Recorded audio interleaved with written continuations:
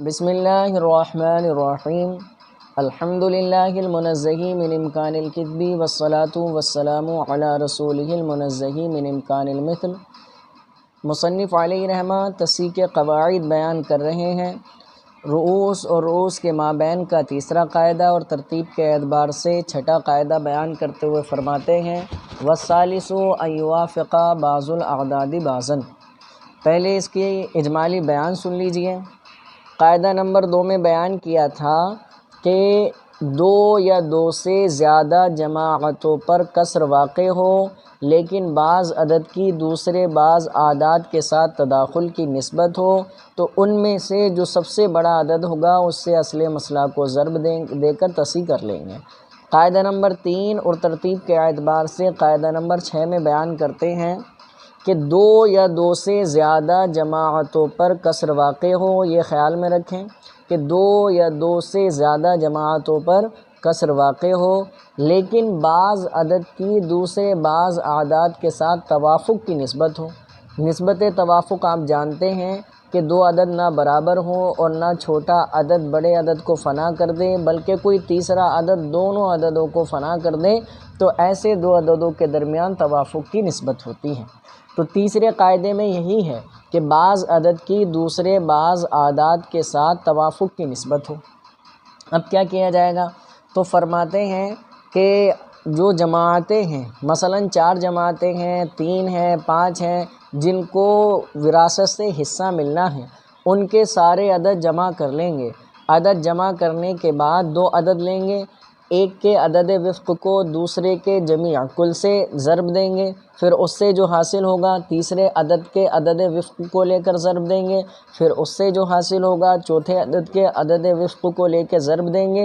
اور جتنی بھی جماعتیں ہیں، جتنے بھی عدد رؤوس ہوں، جتنی بھی جماعتیں ہوں، سب میں یہ عمل کرتے رہیں گے یہاں تک کہ ضربیں پوری ہو جائیں گی۔ تو ضربیں پوری ہونے کے بعد جو حاصل ضرب ہوگا اس کو اصل مسئلہ سے ضرب دیں گے اور پھر اسی سے ہر ایک کے حصے کو ضرب دے دیں گے، تصحیح ہو جائے گی۔ مثال دیکھیں، مصنف علیہ رحمہ نے کتاب میں مثال بیان کی، آپ اسکرین پر دیکھتے رہیں۔ بیان کی کہ کسی کا انتقال ہوا تو اس نے 4 بیویاں چھوڑی، 18 بیٹیاں چھوڑی اور 15 جداد چھوڑے اور 6 اعمام چھوڑے۔ اب یہاں پر جو ہے مسئلہ بناتے ہیں تو بیویوں کو اولاد کی موجودگی میں 8واں حصہ ملتا ہے، ثمن ملتا ہے۔ بیٹی 1 سے زیادہ ہوں تو ان کو ثلثان ملتا ہے اور ماں کی عدم موجودگی میں جداد کو سدس ملتا ہے اور چچا اسبا ہوتے ہیں۔ اب مسئلہ بناتے ہیں، دیکھیں ثمن آ گیا نوع اول کا اور نوع اول کا ثمن نوع ثانی کے کسی کے ساتھ بھی آ جائے تو مسئلہ 24 سے بنتا ہے۔ مسئلہ بنایا 24 سے، اسکرین پر دیکھتے رہیں۔ 24 سے مسئلہ بنایا، 24 کا جو ثمن ہے 3 یعنی 3 8 24، 3 دے دیا بیویوں کو اور 24 کا جو 2 ثلث ہے وہ 16 ہے یعنی 8 دونی 16، تو فرماتے ہیں 16 بیٹیوں کو دے دیا گیا اور 24 کا جو سدس ہے 4 وہ جداد کو دے دیا گیا، تو یہ کل 23 ہو گئے۔ ایک بچا تو 6 چچا ہیں جو اسبا ہیں، ایک ان کو دے دیا گیا۔ اب یہاں دیکھتے ہیں کسر کس کس پر واقع ہو رہا ہے۔ دیکھا بیویاں 4 ہیں، حصے 3 ملے، کسر واقع ہوا اور 3 اور 4 میں تباین کی نسبت ہے، 4 کو محفوظ کر لیا۔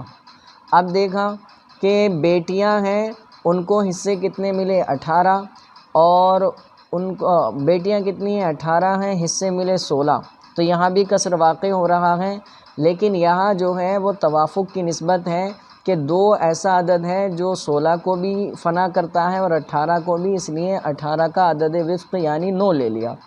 اب آگے بڑھتے ہیں، آگے دیکھا کہ دادیاں ہیں 15 اور ان کو جو حصے مل رہے ہیں وہ 4 ہیں۔ اب 4 اور 15 میں ہم نے دیکھا تو یہاں بھی تباین کی نسبت ہے، تو اب 15 کا جو عدد تھا اس کو محفوظ کر لیا۔ اسی طرح 6 چچا تھے اور ان کو 1 حصہ ملا، ان میں بھی کسر واقع ہو رہا ہے، اس کے بھی پورے عدد کو ہم نے محفوظ کر لیا۔ اسکرین پر دیکھتے رہیں، اب یہ دوسری تصویر چل پڑی ہے، اس میں دیکھیں اب ہم کو جو عدد حاصل ہوا وہ کتنا 4 9 15 6۔ ہم نے اس کو ترتیب سے لکھا 4 6 9 15 4 6 9 15 دھیان سے دیکھتے رہیں، انشاءاللہ تعالی قاعدہ ایک دم واضح ہو جائے گا۔ تو 4 بیویوں کا عدد ہم کو ملا، 9 بیٹیوں کا عدد وفق ملا، 15 دادیاں ہو گئیں اور 6 چچا ہو گئے۔ ان کو ہم نے ترتیب سے رکھا۔ ترتیب سے رکھنے کے بعد اب ہم قاعدہ جاری کریں گے۔ ہمارے پاس 4 عدد ہو گئے، پہلا 4، دوسرا 6، تیسرا 9 اور چوتھا 15۔ اب ہم نے دیکھا 4 اور 6 میں کس کی توافق کی نسبت ہے، 4 اور 6 میں توافق کی نسبت ہے، تو جو 4 ہے اس کا ہم نے عدد وفق لیا 2۔ دھیان سے دیکھتے رہیے گا، 4 کا عدد وفق لیا 2۔ اب بیان کیا تھا کہ ایک کے عدد وفق کو دوسرے کے کل میں ضرب دیا جائے، تو 4 کا عدد وفق 2 لیا اور جو دوسرا عدد تھا 6 اس کے پورے میں ضرب دیا، تو ہو گیا 2 چھنگ 12۔ اب پھر بیان کیا تھا کہ ضرب دینے کے بعد جو حاصل ہو عدد، اس سے تیسرے والے یعنی اس کے بعد جو عدد آ رہا ہے اس کے عدد وفق کو ضرب دیں۔ ہم نے دیکھا 12 اور اوپر ہے 9۔ اب 12 اور 9 میں ہم نے دیکھا اس میں بھی توافق کی نسبت ہے کہ 3 ایسا عدد ہے جو 9 کو بھی تقسیم کرتا ہے اور 12 کو بھی، تو 9 کا عدد وفق لیا 3۔ 9 کا عدد وفق ہم نے 3 لے لیا اور 12 کو 3 سے ضرب دیا تو 36 ہو گیا۔ اب 36 پھر ہم نے نیچے لکھا، پھر آیا 15۔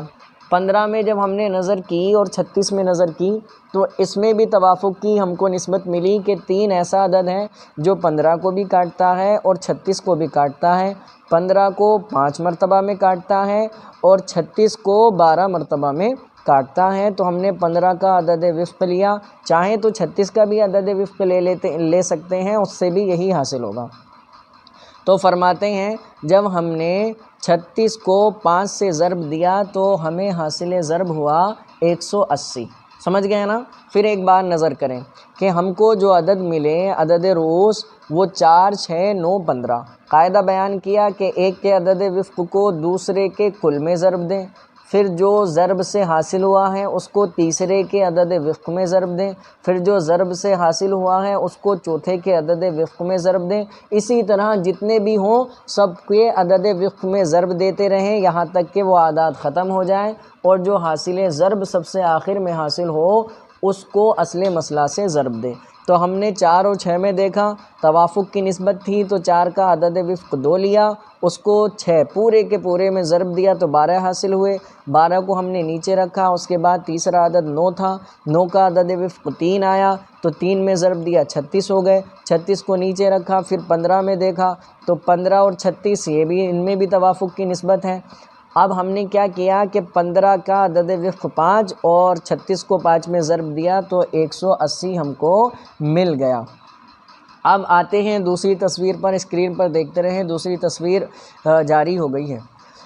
تو اب یہاں پر اصل مسئلہ ہم نے بنایا تھا 24 سے، 24 کو ہم نے 180 سے ضرب دیا تو حاصل ضرب ہم کو ہوا 4320، 4320۔ یہ بھی آپ کو معلوم ہے کہ جس سے اصل مسئلہ کو ضرب دیتے ہیں اسی سے ہر ایک کے اس حصے کو جو اصل مسئلہ سے اس کو ملے تھے اسی عدد سے ہر ایک کے اس حصے کو ضرب دیتے ہیں۔ تو 4 بیویاں تھیں، 4 بیویوں کو 3 ملے تھے۔ اب 3 کو ہم نے 180 سے ضرب دیا تو حاصل ضرب ہم کو 540 ہوا۔ کتنا ہوا؟ 540۔ 540 کو ہم نے 4 بیویوں میں تقسیم کیا تو ہر ایک بیوی کے حصے میں 135 آئے، کسر جو واقع ہو رہا تھا وہ ختم ہو گیا۔ اب آتے ہیں ہم بیٹیوں کی طرف۔ بیٹیوں کو اصل مسئلہ سے 16 ملا تھا، 16 کو ہم نے 180 سے ضرب دیا۔ 180 سے ضرب دینے کی صورت میں ہم کو حاصل ضرب ملا 2880۔ پھر 2880 کو ہم نے 18 بیٹیوں میں تقسیم کیا تو ہر بیٹی کے حصے میں آیا 160، جو کسر واقع ہو رہا تھا وہ دور ہو گیا۔ اب آتے ہیں دادیوں کی طرف۔ تو دادیوں کو ملا تھا 4، 4 کو ہم نے 180 سے ضرب دیا تو حاصل ضرب ہوا 720۔ پھر 720 کو ہم نے 15 میں تقسیم کیا تو ہر دادی کے حصے میں 48 آیا، جو کسر واقع ہو رہا تھا وہ کسر دور ہو گیا۔ اب رہا چچاؤں کا، تو چچا تھے 6، ان کو ملا تھا 1، 1 کو جب ہم نے 180 سے ضرب دیا تو حاصل ضرب 180 ہی رہا۔ اب 180 کو جب ہم نے 6 میں تقسیم کیا تو آیا 30، تو اب 6 چچاؤں میں ہر ایک کو 30 مل جائیں گے۔ تو فرماتے ہیں اس طرح سے تصحیح کرنے کی صورت میں وارثین کے حصوں میں جو کسر واقع ہو رہا تھا وہ کسر دور ہو گیا۔ تو یہی ہے قاعدہ نمبر 6 اور رؤوس کے درمیان کے قاعدہ نمبر 3 کا خلاصہ۔ بس ذہن میں یہی بات رکھنی ہے کہ 2 یا 2 سے زیادہ جماعتوں پر کسر واقع ہو اور بعض عدد کی دوسرے بعض اعداد کے ساتھ توافق کی نسبت ہو تو تمام اعداد کو لے لیا جائے گا۔ یہ بھی یاد رکھیے گا کہ اصل مسئلہ سے جو حصے مل رہے ہیں ان حصوں میں اور عدد رؤوس میں اگر توافق کی نسبت ہے تو عدد رؤوس کو نہ لے کے اس کے عدد وفق کو لیا جائے گا۔ تو جتنے بھی عدد رؤوس ہیں یا تو اصل عدد رؤوس لیا جائے گا یا اس کا عدد وفق اگر توافق کی نسبت ہے، سب کو ترتیب سے لکھ لیں گے اور ایک کا عدد وفق سے دوسرے کے جمع میں ضرب دیں گے، جو حاصل ہوگا اس سے تیسرے کے عدد وفق میں، جو حاصل ہوگا اس سے چوتھے کے عدد وفق میں، ایسے ہی چلتے رہیں گے یہاں تک کہ عدد رؤوس ختم ہو جائے، اور پھر اس کے بعد اس ما حصل سے اصل مسئلہ کو ضرب دیں گے اور جو آئے گا ان کو سم میں تقسیم کر دیں گے، تو جو کسر واقع ہو رہا تھا وہ کسر دور ہو جائے گا۔ اگر اس میں بھی کوئی اشتباہ رہ جائے تو آپ حضرات جو ہے وہ کمنٹ کر کے پوچھ سکتے ہیں۔ اب عبارت اور اس کا ترجمہ دیکھ لیجئے۔ فرماتے ہیں والثالث، اور تیسرا قاعدہ، ان یوافق بعض الاعداد بعضا، کہ بعض اعداد دوسرے بعض سے توافق کی نسبت رکھتے ہو، موافق ہوں، فالحکم فیہا، تو اس صورت میں حکم ہوگا ان یضرب، کہ ضرب دیا جائے، وفق احد الاعداد، اعداد میں سے کسی ایک کے عدد وفق کو، فی جمیع الثانی، دوسرے کے جمع میں یعنی کل میں، ثم پھر، ما بلغا، جو حاصل ہو، فی وفق الثالث، اس کو تیسرے کے وفق میں، ان وافق مبلغ الثالثہ، فرماتے ہیں یہ کب ہوگا کہ اگر مبلغ جو ہے وہ تیسرے کے کس میں، تیسرے سے وہ توافق کی نسبت رکھے تب، اور اگر توافق کی نسبت نہ رکھے وَإِلَّا، ورنہ فَالْمَبْلَغُ فِي جَمِيعِ الثَّالِثِ، کہ اگر توافق کی نسبت نہ ہو تو تیسرے عدد کے کل میں ضرب دیا جائے گا، تیسرے عدد کے کل میں ضرب دیا جائے گا۔ ثم المبلغ فی الرابع، پھر جو حاصل ضرب ہوا ہے وہ اس کو لیا جائے گا، اور جو چوتھا عدد ہے اگر توافق کی نسبت رکھتا ہے تو عدد وفق میں، اور توافق کی نسبت نہیں رکھتا ہے تو کل میں ضرب دے دیں گے، کذالک اسی طرح، پھر جو حاصل ہوگا، ثم المبلغ، پھر ما حصل، فی اصل المسئلہ، اس کو اصل مسئلہ میں ضرب دیں گے، مثال کا 4 زوجات، جیسا کہ مرنے والے نے 4 بیویاں چھوڑی، و18 بنتن، اور جو ہے کتنی 18 بیٹیاں چھوڑی، اور فرماتے ہیں و15 جدتن، اور 15 دادیاں چھوڑی، و6 اعمام، اور 6 چچا چھوڑے۔ مسئلے کو پہلے ہی واضح کر دیا گیا ہے، اب بھی اگر کوئی اشتباہ رہ جائے تو آپ کمنٹ کر کے پوچھ سکتے ہیں۔